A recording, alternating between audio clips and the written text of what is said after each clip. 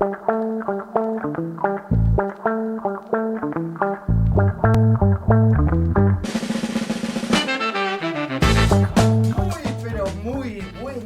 sabemos si es tarde o qué, porque es un día hoy atípico, y digo atípico porque en estos especiales de Vorterix tenemos nada más ni nada menos que a una leyenda viviente, un peso pesado. ¿Qué te parece? De lo que es la literatura. Hoy es el día Daniel Ripoll, el Ripoll Day acá en Bahía Blanca. Tenemos el gusto, el placer de estar ante la presencia del creador y editor, nada más y nada menos, de la revista Pelo. Y yo no lo puedo creer, te digo la verdad. Aparte de ser el inventor también de lo que fue el Festival Buenos Aires Rock, que bueno, que eso nos marcó en todo el mundo, creo, no solamente acá en la Argentina, porque fue como nuestro Woodstock. ¿Qué tal? Bienvenido, Daniel. Bienvenido, Daniel, querido. Muy feliz de estar en Bahía Blanca, hice varias notas, pero esta es la primera in situ acá en la ciudad. Así que estoy muy feliz de hacerlo acá en vivo y con voz fuerte, lleno de esperanza de conocer esta ciudad que me dijeron que es una simiente latente del arte, la cultura y particularmente del rock. Bueno, lo que decíamos hoy, afuera del aire, que quien en esa época no podía conseguir información o algo de alguna banda de lo que te gustase, y que era una de las revistas, de las tantas revistas como La Pelo, que era el que te informaba todo, que decías, no lo puedo creer, mirá esta banda, mirá lo otro, mirá aquello, y los que teníamos esa revista nos comunicábamos diciendo, ¿viste lo que salió en tal parte? No, leerla entera, ¿o no? ¿Qué te parece? Pero él tiene una historia que es antes de Pelo. ¿Por qué no nos contás un poco tu inicio con el periodismo, con la revista Pin-Up, toda esa época? Lo voy a contar vivencialmente, rápido y sintético, porque total todo está en internet, pero yo lo cuento ahora entre amigos, fácil. Luego de la secundaria estudié periodismo casi contemporáneamente a toda velocidad, empecé a hacer fútbol en los diarios. Hoy no entiendo nada de fútbol, creo que en esa época tampoco, pero bueno, hice fútbol como cronista, y para el diario, un diario desaparecido, bueno, todos los diarios están desaparecidos, pero hice fútbol para Correo de la Tarde, para La Razón, y como ya como redactor de fútbol en La Razón. Antes la gente se informaba, así como vos decías que se informaba por la revista, antes la gente de los partidos se informaba por los diarios. Y entonces cuando terminaban los partidos estaban todos esperando la salida del diario para ver qué había sido el partido. Así que vos ibas escribiendo la nota al momento que se iba haciendo el partido. Cuando terminaba el pitazo final, ¡pum!, empezaban las máquinas, las rotativas, ya les escuchabas andar. Vos escribías la última línea de plomo, pero lamentablemente empató, ¡pum!, y salían 300.000 ejemplares como chutazo por toda la ciudad de Buenos Aires y luego por toda la Argentina, para que la gente leyera eso. Eso me dio una escuela terrible de toque, velocidad y comprender qué es lo necesario, la repentización dentro del periodismo. Y bueno, después empecé a hacer informes sobre la juventud. Yo tenía 19 años o menos. Pibe. Sí, era muy chico. Y hice informes para la revista Primera Plana, que la revista Primera Plana era como Times o Newsweek, ¿no? O The Economist ahora, que son revistas semanales de política y de sociedad. Y mi jefe, yo le llevaba las notas a un mostrador y de ahí no pasabas a la redacción. Y mi jefe era Tomás Eloy Martínez, que fue uno de los más grandes periodistas de la Argentina y uno de los más grandes escritores de la Argentina, que tuvo el gusto el jueves pasado inaugurar una muestra con artículos de él, ya fallecido hace tiempo, claro, en la hemeroteca del Congreso de la Nación, de él, de Borges y de otros grandes escritores que fueron periodistas. Bueno, yo empecé a trabajar con él. Y por estar trabajando eso me especialicé un poco, digamos, en la juventud, porque me hacía hacer relevamientos, dónde va a bailar la gente, qué ropa se pone, cómo se visten, cómo se peinan.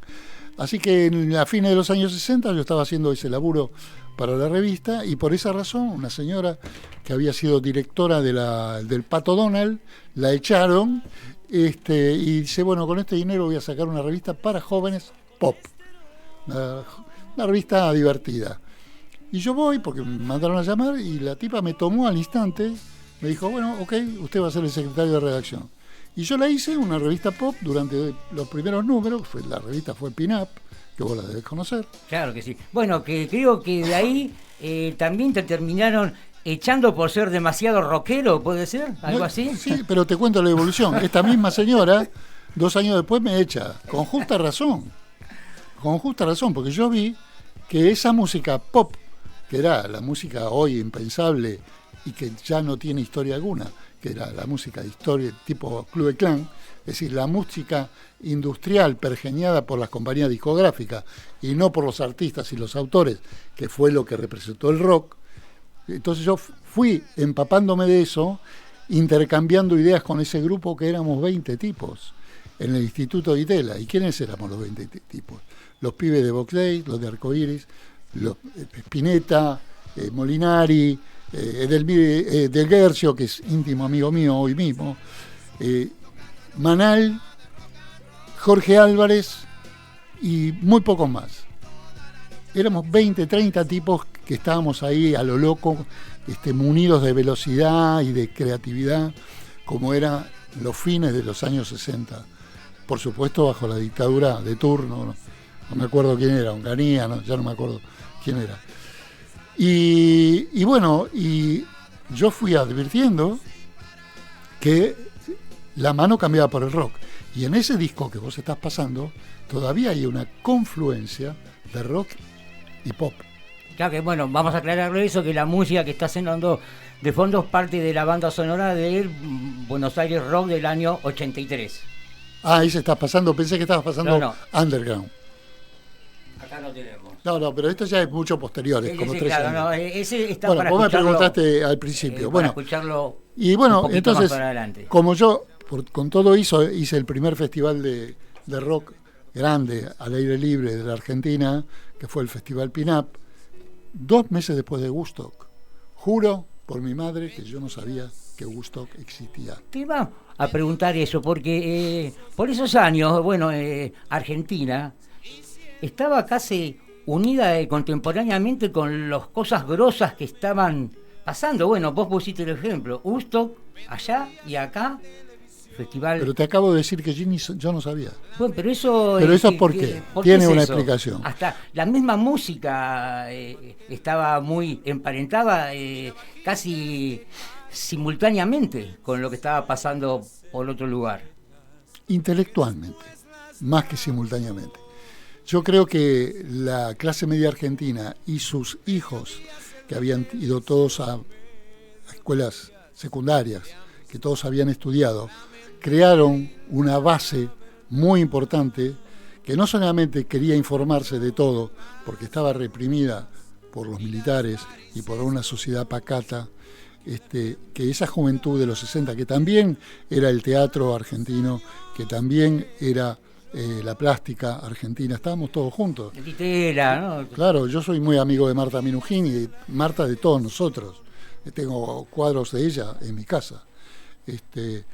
Éramos todos como un grupo, una simiente efervescente, y el público era un público educado. Era una élite educada que no consumía el Club de Clan, porque sabía que había otra cosa en el mundo. Porque en ese momento en el mundo no había tantas comunicaciones como ahora, que es todo online.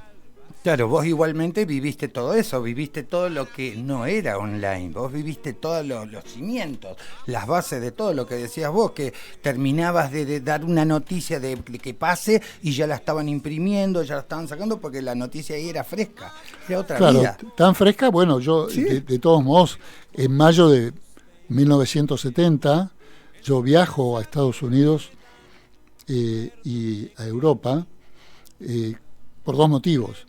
Viajo para nutrirme de esto que no llegaba, y viajo para comprar los instrumentos de almendra. Estuvimos en Manix, que era la gran casa de música. Los famosos instrumentos de almendra que trajeron. Claro. ¿Lo trajiste vos? No los traje yo, pero yo estuve con Edelmiro y con Emilio cuando lo fuimos a comprar. Era su historia, eso sí. Instrumentos se hicieron re famosos. Los que claro, Almendra. Y después viajé a Londres y ahora te cuento el capítulo de Londres. Pero bueno, el día que vamos a comprar los instrumentos, esa noche tocaba Jethro Tull y un grupito desconocido que se llamaba Deep Purple. Y donde tocaban en el Fillmore de Nueva York. Estamos hablando de mayo de 1970. Y con el manager de Almendra y yo le decimos, bueno, dale, fuimos al hotel, se habían comprado un bajo, 2 guitarras, una para Luis y otra para Edelmiro. No, dice, vayan ustedes. ¿Cómo vayan ustedes? Tenemos las entradas. Te vas a perder a Jethro Tull y a Deep Purple, que no eran los grupos que fueron después. Y no, estaban tan calientes con los instrumentos que se habían comprado que se quedaron en la habitación del hotel tocando y no vinieron. No fueron a ver a Jethro Tull y Deep Purple. Y ese día yo le hice una entrevista a Ian Anderson. Claro, el flautista de Jethro, que estaba asombradísimo de que yo le contara que había un movimiento de rock en la Argentina, que yo estaba acompañando la compra de instrumentos con un grupo que se llamaba Almendra. No entendía nada el tipo, ¿no? Y bueno, después Aníbal Gruber, que era el manager de Almendra, y yo nos fuimos a Londres. Era mi primer viaje en avión. Hicimos el primer viaje en el Jumbo, me acuerdo, había salido el Jumbo. Era mi primer viaje en avión y mi primer viaje al exterior. Y sí estuve en un festival al aire libre, en un hipódromo de Londres, en las afueras, que había un grupo de Stan Webb con Chicken Sack, era un grupo muy interesante, y allí consigo una entrevista para conocer la casa de los Beatles, que se estaban separando. Y ahí le hice una nota a Badfinger, el grupo de los Beatles. Sí. Y estuve con la secretaria de los Beatles, y ahí están las notas en pelo y en todos lados. Y de ahí nos fuimos a las afueras, a un pueblito donde había una fábrica de equipos. Una fábrica de tipos, vi un tipo más o menos conocido que se llamaba Jim Marshall, que fabricaba los equipos Marshall. Y entonces le contábamos que nosotros veníamos de la Argentina, que había un grupo, Almendra, que con mucho esfuerzo habíamos conseguido un dinero. Ese dinero se lo había conseguido Jorge Pistocchi a los Almendra, y que estábamos comprando instrumentos en Nueva York y que sería muy importante para ellos tener equipos Marshall en la Argentina. Y bueno, y ahí los conseguimos. Son los primeros equipos Marshall que llegaron a la Argentina y poco tiempo después se separaron, pero bueno, los Marshall quedaron en la Argentina. Che, y esta idea loca, ¿no?, de reunir a todos esos pocos grupos, ¿no?, que estaban, y fundar el Buenos Aires Rock, ¿no? Eso fue en 1970. 1970. Por eso, ¿cuántas tiempo ediciones después hay de eso? ¿Cómo? ¿Cuántas ediciones hay Hasta ahora hay 5. 5 ediciones. Hay 5 ediciones del Barrock. A lo mejor hacemos uno en Bahía Blanca. Total. Ojo, Bahía Blanca también es Buenos Aires, ¿no? Creo. Claro que sí. Bueno, en ese momento, en mayo del 70, cuando estaba en Nueva York y vimos todos estos grupos, todavía no existía Woodstock. Fue el año anterior y quedó para la historia como una gran película. Y nosotros da la casualidad que también después hacemos una gran película que yo creo que es una de las bases vivas del rock argentino como soporte. Un documento. La película Hasta que se ponga el sol del Festival Barrock. Bueno, ahí está Post-Day en una iglesia.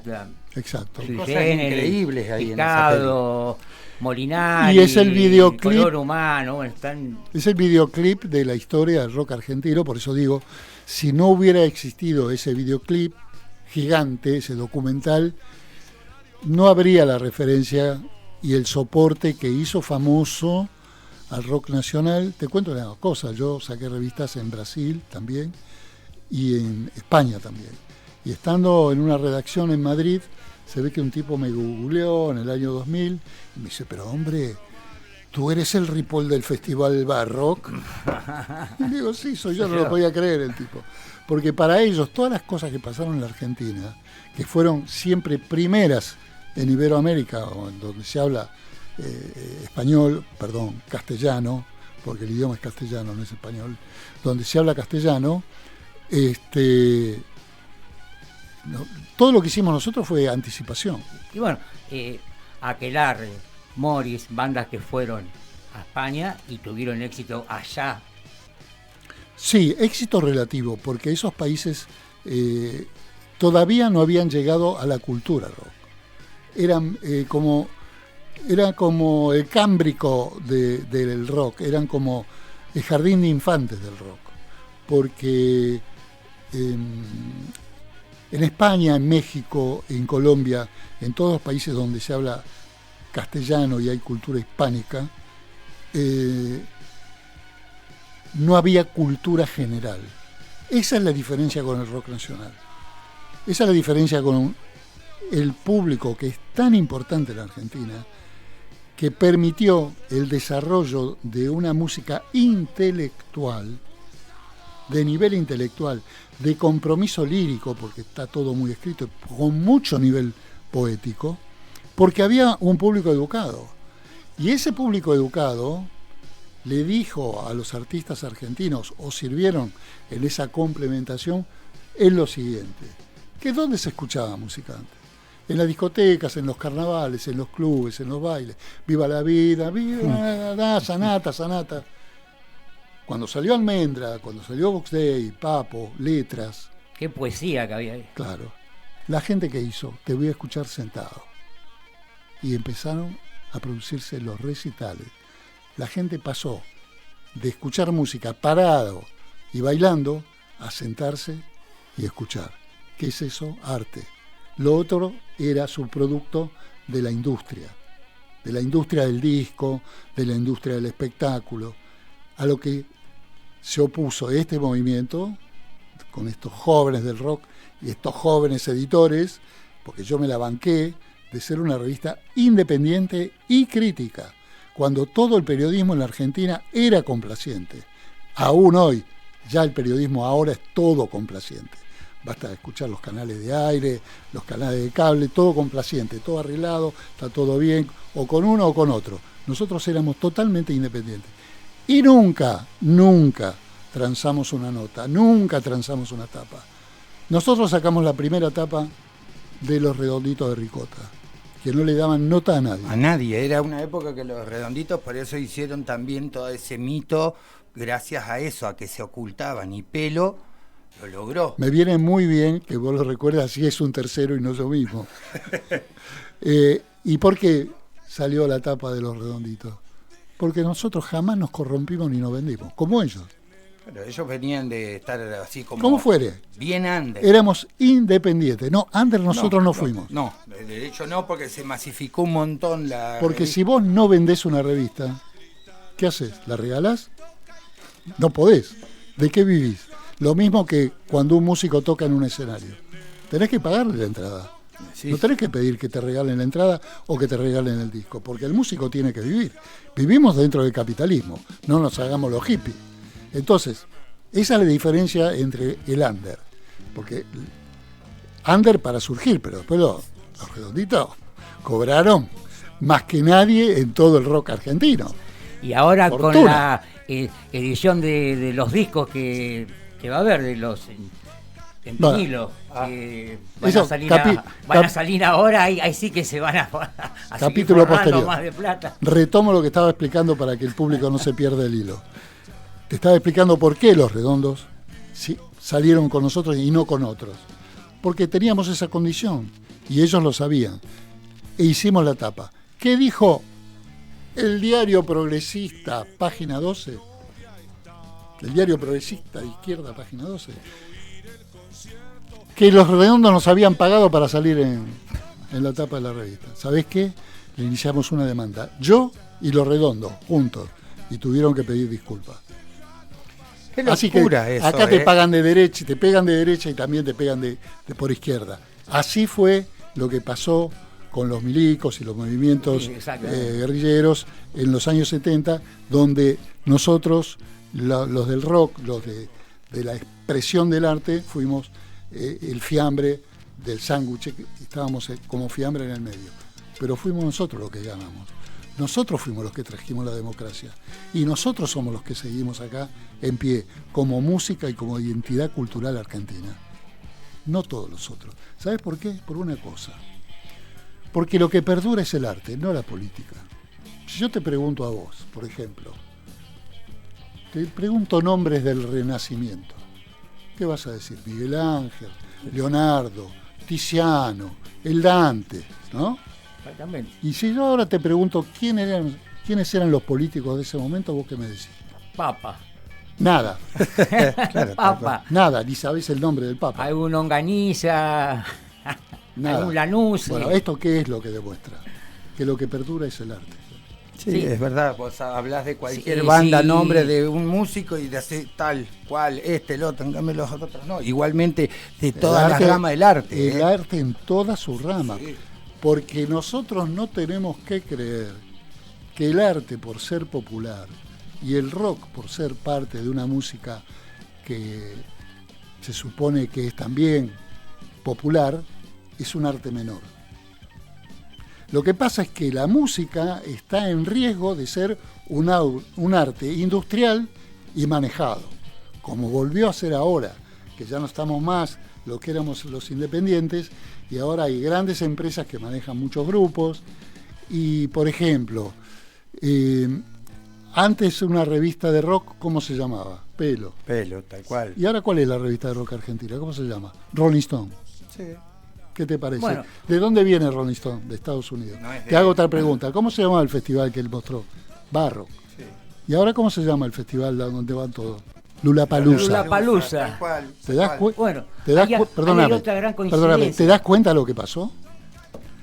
La transculturización que está pasando, que nos estamos morfando todas las pepitas que nos mandan de afuera.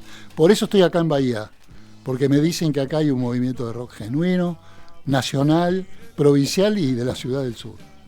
Eso te iba a preguntar. ¿De qué va a ser la charla esta que vas a dar mañana a partir de las 18 horas en el Teatro Municipal, ¿no? Según me dijo Crespi, que está ahí. A partir de las 19. De las 18 horas. Sí. ¿Está bien? Lo había dicho bien, ¿eh? Se va a referir a emoción y entusiasmo.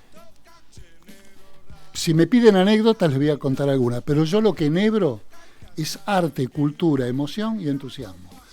Quiero hacerle comprender a la gente que la música no es música y nada más.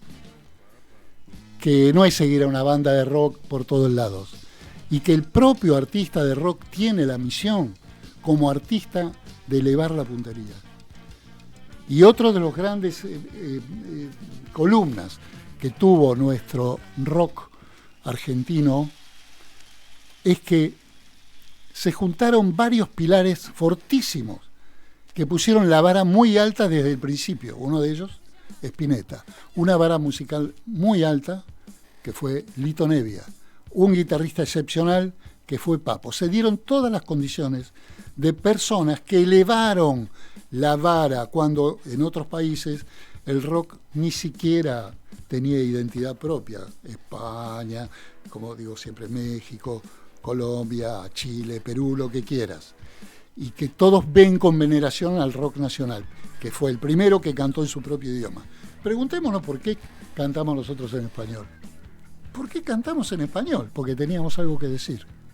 Y entonces ahí es donde cada Aunque, vez se hace más fuerte todo. Eso Por eso costó un poco cambiarle porque yo me acuerdo que muchas bandas cuando empezaron Voz de ahí cantaban en inglés, hasta que bueno, Lito Nebbia Y la revista. y la revista Hizo como... colaboró eso, ¿no?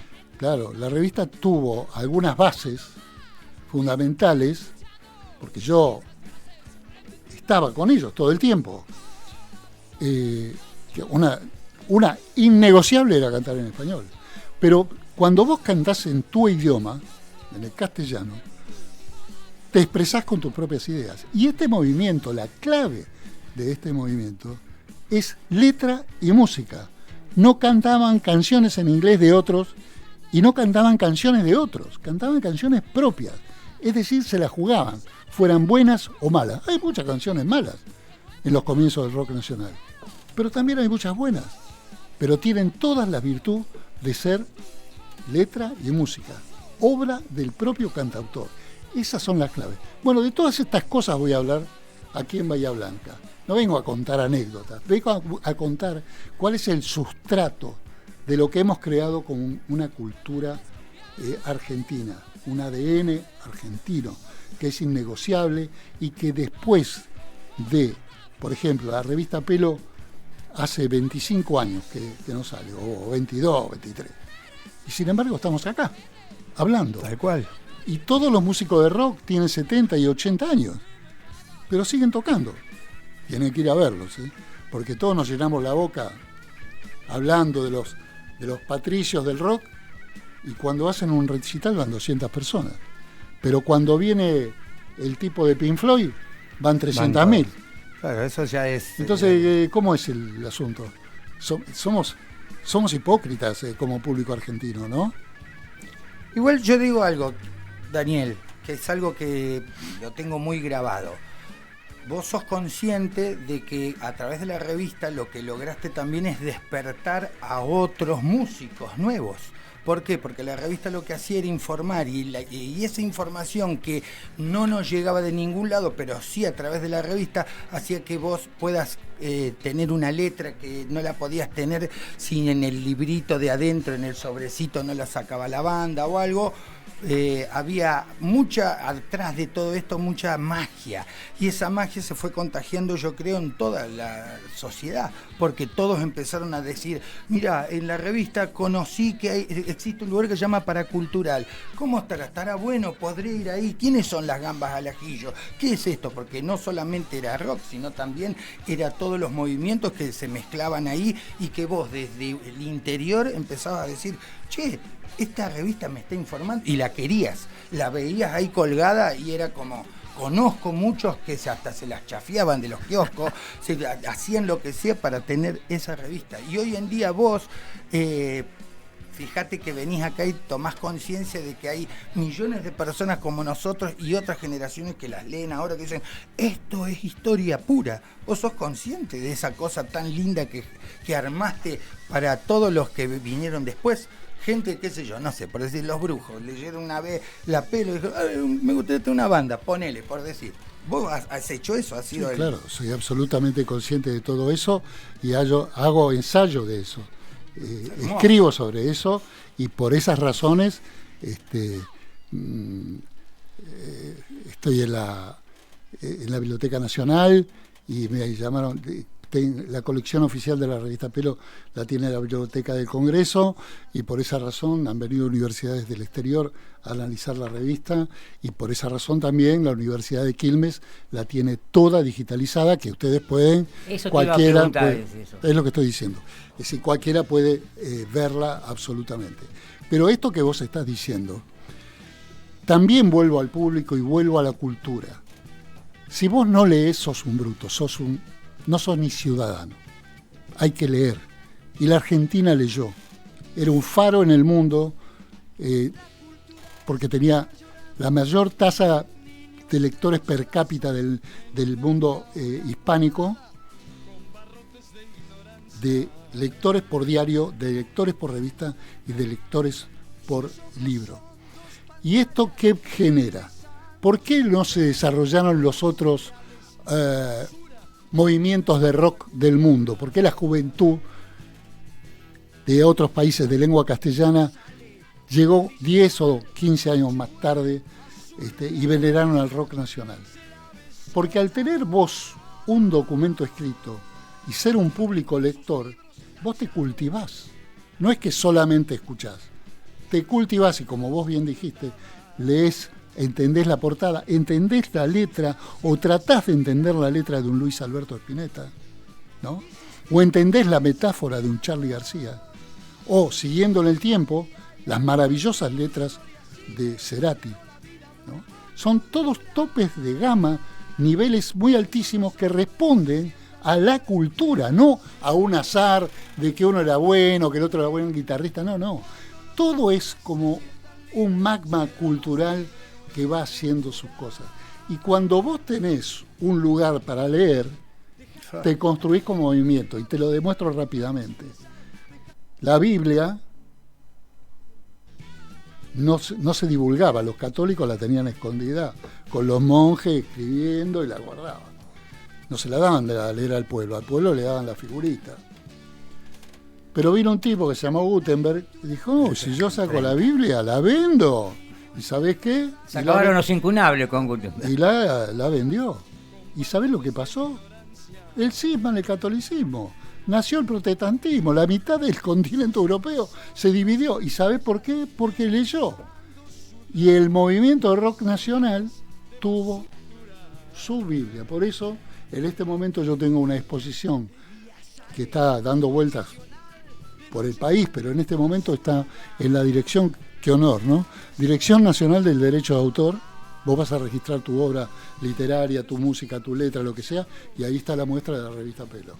Qué bueno, qué bueno. Acordate que hemos tenido las habitaciones empapeladas con los pósters, las cosas que salían, las fotitos que había de un costado a otro, nos volvíamos. Yo me lo volví sigo loco. teniendo yo. Yo también. Yo Es la más, sigo teniendo empapelada. Yo puedo todavía. sorprender. Ustedes vieron, yo hablé de los curas, de la iglesia, de todo, ¿no? ¿Qué hacían los curas? Y te daban una estampita, ¿no? La hostia. Toma, yo te voy a dar una estampita a vos y otra estampita distinta para vos. Estos son, le mostramos para la cámara, chicas, acá.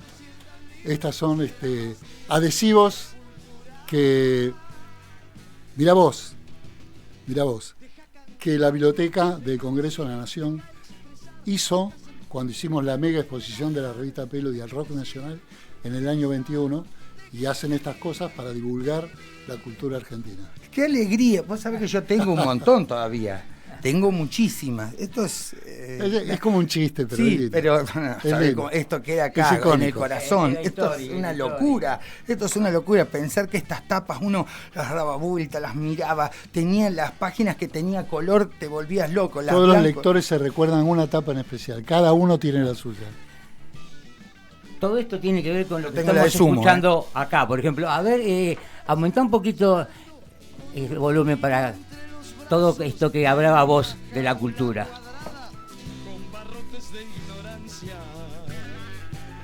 Claro. Jorge Cumbo toca ahí murió hace poco. Con Cantilo. Hace un año que murió. Cantilo y Punche, ¿era esto? Claro, y este tema también lo hizo con Isa Portugués. Un gran amigo, baterista de La Pesada y de muchos otros discos. En España. En Mallorca, que es mi tierra, y que en estos días va a sacar un libro con sus historias con La Pesada. Bueno, esto forma parte de ese bar rock del 83 que también tiene su documento fílmico. Claro, se llama Buenos Aires Rock. Sí. Bueno, las dos son. A mí yo la quiero más hasta que se ponga el sol, porque fue muy precaria. Ustedes vieron que, por ejemplo, está la actuación de Box Day, que a veces es en blanco y negro. Tal cual. Claro, porque no teníamos plata para el color, y pues está filmada con una sola cámara y hubo que filmar cosas de nuevo. Era muy precario todo. Qué bárbaro. Es más, los militares me persiguieron, y yo, que hacía el festival en el Velódromo, el número 1, el número 2, el Barrock 2, un mes y medio antes me dijeron que no me daban el Velódromo en el año 72, y tuve que salir desesperado a buscar un lugar, y después de andar girando por Buenos Aires encontré un espacio que tenía abandonado el Club Argentino Juniors, y me lo cedieron, pero había sido un depósito de la aeronáutica y estaba lleno de pedazos de avión, chatarra, tornillos. Así que allí fuimos todos a limpiarlo, el espacio, pero ¿qué pasó? No teníamos escenario. Entonces a la productora de la película, que era de Ayala y Olivera, yo les canjeé los derechos para que me construyeran el escenario. Y ahí tuvimos un escenario chiquito. ¿Ese canje hiciste? Claro. Sí. Terrible, y con eso, bueno... Y bueno, pero había que hacerlo. ¿Cuántas historias? O sea, él es un personaje hermoso como para poder hablar, pero de Y todo, bueno, porque encima conociste pero pará, a un montón de gente. Pero no aparte, vivas como entonces. deseo lo que estás viviendo como Pero yo presente. no puedo creer, esto es hermoso. Estás Pensá ahora en ese lugar. No puedo creerlo. Tanto que, pensá, Nagu, tanto que hemos leído estas revistas, tanto que hemos estado, pero tirándole como rayos de magia, de alegría, esos pósteres, esas notas. Estamos frente a él. Yo le estaba contando que yo tengo muchísimas pelos y yo soy lo que soy un poco gracias a vos. Lo mismo digo, idem. Idem. Y para mí, no voy a ser el tonto modesto de hacerme sorprenderme. Me lo ha dicho muchísima gente. Y me ha dicho mucha gente. Yo aprendí a leer en serio, ¿no? Y me dediqué a estudiar y hoy soy ingeniero y hoy soy esto y gracias a Pelo. Porque no importa lo que leas. Yo me enojaba mucho cuando despreciaban a los lectores del diario Crónica o el diario Popular, ¿no? Que generalmente van leyendo en los trenes, iban. Digo, no te equivoques.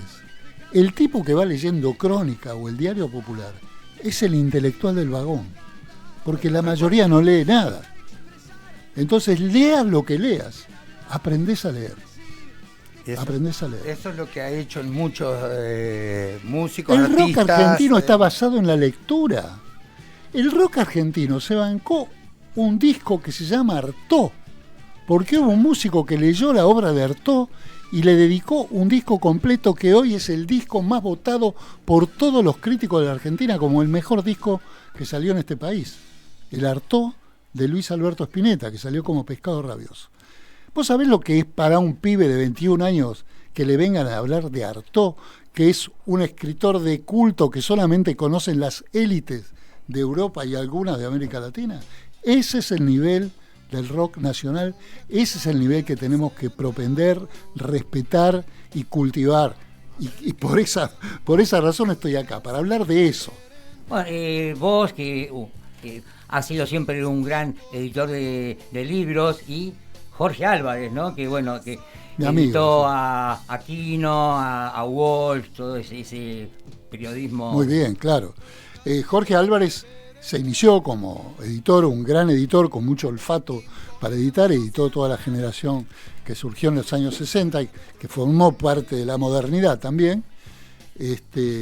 Fue convencido por el nivel del rock y por el nivel de potencia y creación que tenían los músicos, los jóvenes de esa época. Y bueno, Jorge siempre fue un gran creativo, sé que estuvo acá en Bahía Blanca hace unos años. Jorge fue siempre un gran creativo y un muy mal administrador. Yo te contaba hoy que yo no podía hacer una compañía, una empresa que sacara una revista underground, porque no llegás, te la cierran. El papelero te vende el papel y las películas las tenés que pagar. Si no las pagás, no tenés revista. Y la única revista que sirve es la que está en el kiosco, no la que está en la cabeza. Exactamente. Y a Jorge le pasó eso. Mucho entusiasmo, pero a la hora que hubo que pagar, bancarrota, y así pasó con Mandioca, que se cayó y bueno, consiguió grandes valores y después con el tiempo terminó trabajando para multinacionales y ganó mucho dinero en España. Mira, sabés que el tiempo en radio es tirano. No me digas. Es muy tirano. Y nos dijeron que a las 21 horas ya tenemos que ir cerrando la nota porque entra a Buenos Aires. Son tiranos y tiranas, porque hay dos mujeres. Así que...